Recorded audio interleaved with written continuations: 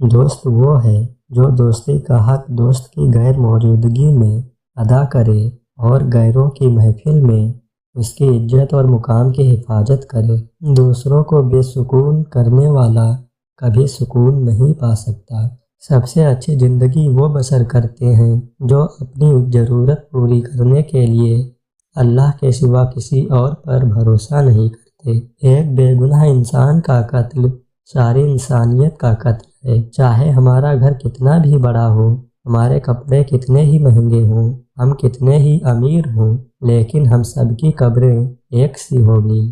معافی مانگنا یہ ظاہر نہیں کرتا کہ آپ غلط اور دوسرا صحیح ہے، بلکہ یہ ظاہر کرتا ہے کہ آپ کے رشتے کی اہمیت آپ کی انا سے بڑھ کر ہے۔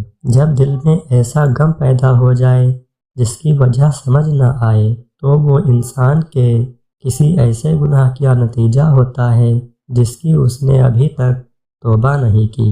رشتوں کی رسی کمزور تب ہوتی ہے جب انسان غلط فہمی میں پیدا ہونے والے سوالوں کا جواب بھی خود ہی بنا لیتا ہے۔ ایک دن سونے نے لوہے سے کہا، ہم دونوں ہی لوہے کی ہتھوڑی سے پیٹے جاتے ہیں، پر تم اتنا چلاتے کیوں ہو؟ لوہا بولا، جب اپنا ہی اپنے کو مارتا ہے تو درد زیادہ ہوتا ہے۔ کسی کے آنسو کو زمین پر گرنے سے پہلے اپنے دامن میں جذب کر لو، یہی انسانیت کا معراج ہے۔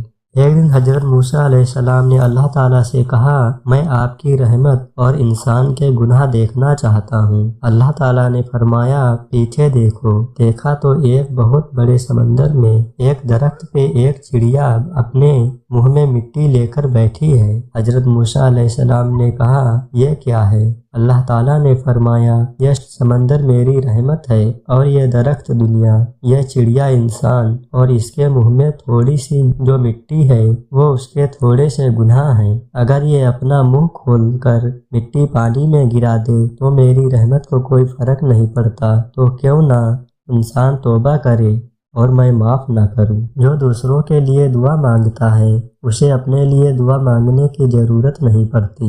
دو چیزیں اخلاق کی وضاحت کرتی ہیں، آپ کا ظرف جب آپ کے پاس کچھ بھی نہ ہو، اور آپ کا رویہ جب آپ کے پاس سب کچھ ہو۔ اللہ کی نافرمانی کرنے سے انسان ہمیشہ پریشان ہی رہتا ہے، چاہے بادشاہ کیوں نہ بن جائے، اور اللہ کو راضی کرنے سے انسان ہمیشہ سکون ہی میں رہتا ہے، چاہے پیر ہی کیوں نہ بن جائے۔ اگر تم اس وقت مسکرا سکتے ہو جب تم پوری طرح ٹوٹ چکے ہو، تو یقین جانو کہ دنیا میں تمہیں کبھی کوئی توڑ نہیں سکتا۔